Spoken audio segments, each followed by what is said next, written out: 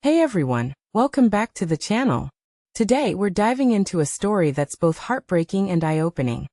A story that forces us to confront the very real human cost of climate change.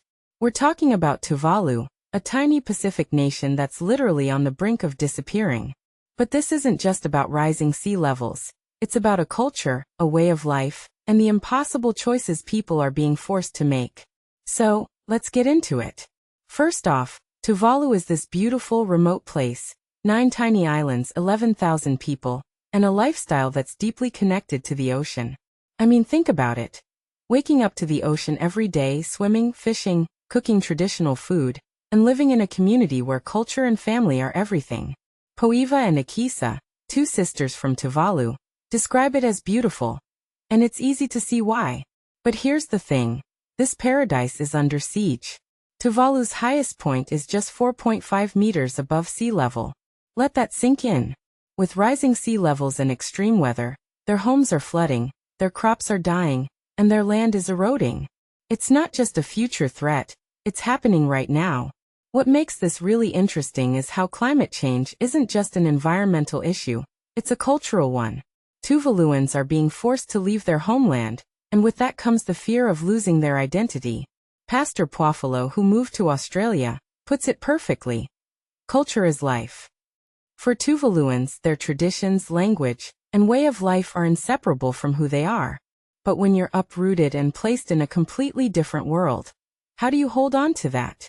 Personally, I think this is one of the most overlooked aspects of climate migration. It's not just about finding a new place to live. It's about preserving a way of life that's been passed down for generations. Now let's talk about the numbers for a second. By 2050, half of Tuvalu's capital, Funafuti, is predicted to be underwater. Some experts even say the entire country could be uninhabitable by 2100. That's why Tuvalu made a deal with Australia in 2023, the Falapili Union. Australia agreed to provide financial support and a new visa system allowing 280 Tuvaluans to migrate each year. But here's the kicker. Out of 11,000 people, over 8,000 applied for visas last year. That's staggering. It shows just how desperate the situation is, but it also raises a deeper question.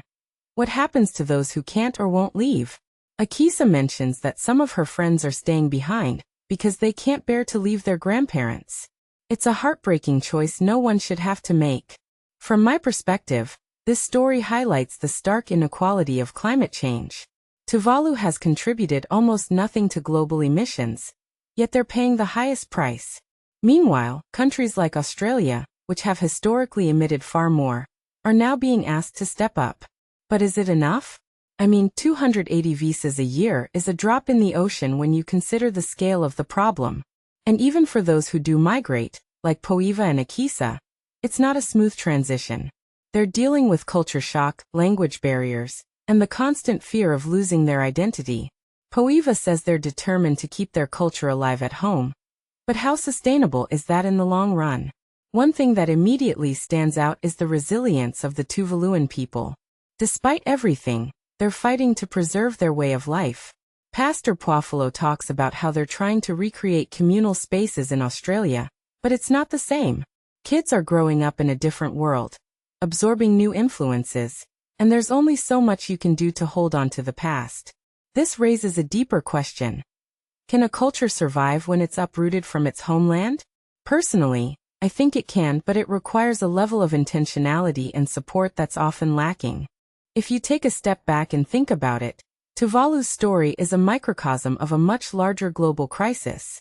There are countless communities around the world facing similar threats, from the Marshall Islands to Bangladesh. What this really suggests is that climate change isn't just about melting ice caps or rising temperatures. It's about the erosion of entire ways of life. And that's something we all need to grapple with. So here's my closing thought. As we watch Tuvalu's story unfold, let's not just see it as a distant tragedy. Let's see it as a call to action. Because if we don't act now, Tuvalu won't be the last place to disappear. And with it, we'll lose more than just land. We'll lose cultures, histories, and ways of life that make our world so rich and diverse. What do you think? How can we better support communities like Tuvalu? Let me know in the comments below. Thanks for watching, and I'll see you in the next one.